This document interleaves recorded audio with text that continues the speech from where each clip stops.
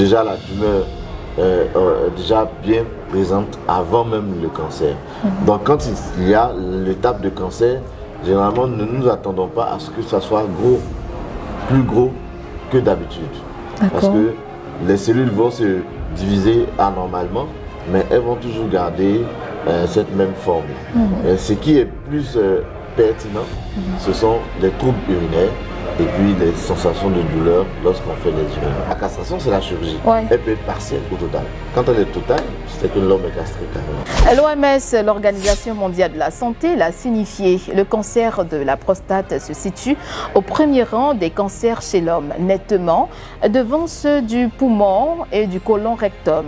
Il représente 25% de l'ensemble des cancers incidents masculins. C'est la troisième cause de décès par cancer chez les hommes. Après Octobre Rose, mois consacré à la lutte contre le cancer du sein, Novembre Bleu se positionne. Lutte contre le cancer de la prostate. On en sait plus sur cette pathologie dans ce numéro. Bienvenue si vous nous rejoignez justement sur Alerte Info News. Nous sommes en compagnie du docteur Stéphane Hadi. Merci d'être là. Merci à vous. Vous allez bien? Très bien. Alors nous sommes dans le jardin d'Alerte Info justement avec un tout beau temps. Vous pouvez constater le soleil un peu. Comme on le dit, ça fait du bien au corps, à l'organisme, le soleil. Bien sûr. Alors aujourd'hui nous parlons du cancer de la prostate. C'est une maladie assez fréquente chez les hommes? Oui, de plus en plus fréquente parce que les statistiques le montrent bien. La plupart des hommes à un certain âge commencent à s'inquiéter ou bien à présenter des signes de cancer de prostate. Et c'est quoi cette maladie? Alors, c'est un cancer comme tous les autres cancers, mais qui est localisé généralement chez l'homme, au niveau de l'organe de la prostate. Et c'est un cancer qui se manifeste souvent même qui est insignifiant, qui n'a pas de signes, de symptômes signalés, mais qui est vraiment un cancer désagréable, surtout chez les hommes. C'est-à-dire que dans un début, la personne est asymptomatique. Oui. À quel moment les symptômes surgissent? Alors, comme vous avez dit, au départ, on n'a pas de symptômes, mais on a des constats. Les symptômes qu'on regarde souvent, rarement des douleurs, mais c'est des douleurs profondes au niveau de la prostate elle-même. Et puis, on observe souvent des troubles de la miction, c'est-à-dire les troubles urinaires.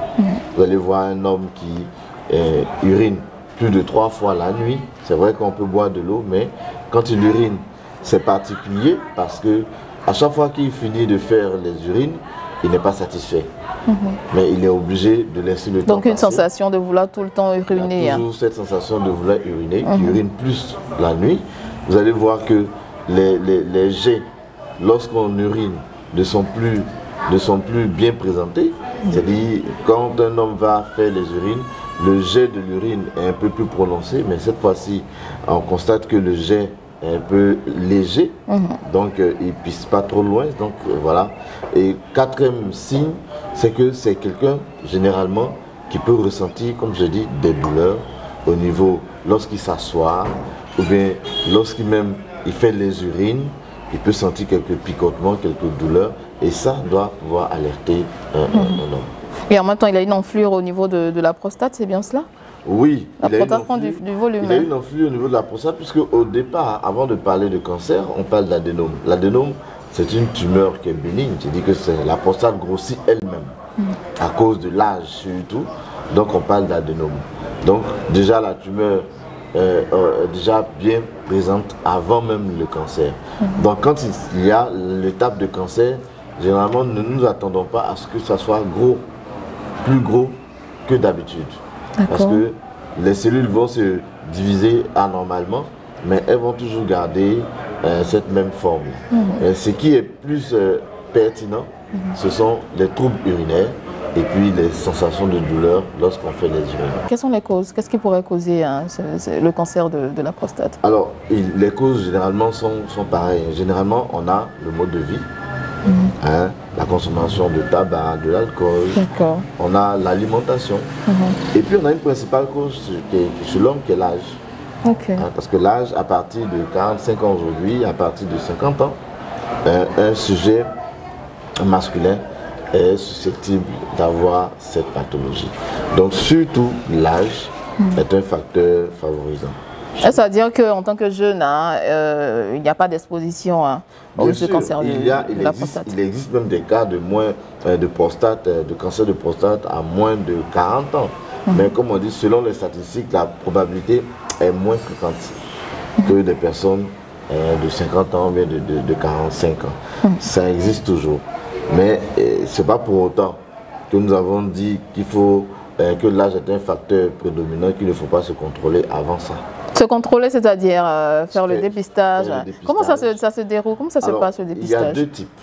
D'abord, comme chez la femme, l'homme a la possibilité de faire son autodépistage. Ah, d'accord. On donne la technique de palper sa prostate. Mais souvent, ce qu'on constate, c'est qu'il y a des difficultés d'appréciation de volume et tout cela. Donc, en ce moment, on repart à la deuxième étape où on demande à ce que l'homme se rencontre un médecin. Et avec ce médecin-là, ils feront non seulement le contrôle physique, et puis un contrôle biologique. Parce qu'il existe des examens de contrôle pour savoir à quel niveau de santé se trouve la prostate. Donc il y a une fréquence de dépistage? Généralement, si vous avez la possibilité de le faire une fois par an, c'est suffisant. Une fois par an? Une fois par an. D'accord, d'accord. Et en termes de prévention?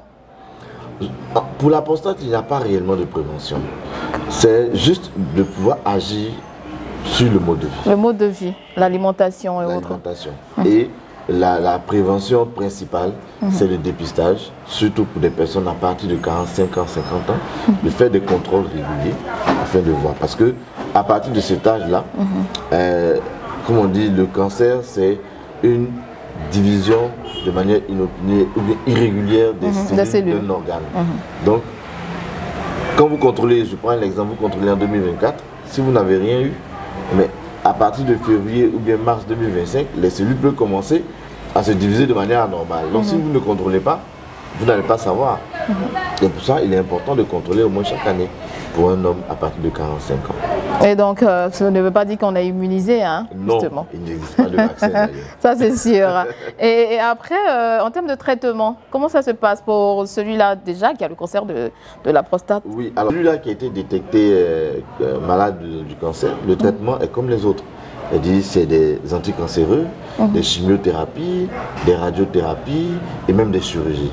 Généralement, à la suite des traitements qui n'ont pas marché, ou bien même souvent chez les hommes, on préconise la chirurgie lorsque le cancer n'est pas à un stade assez dégradé.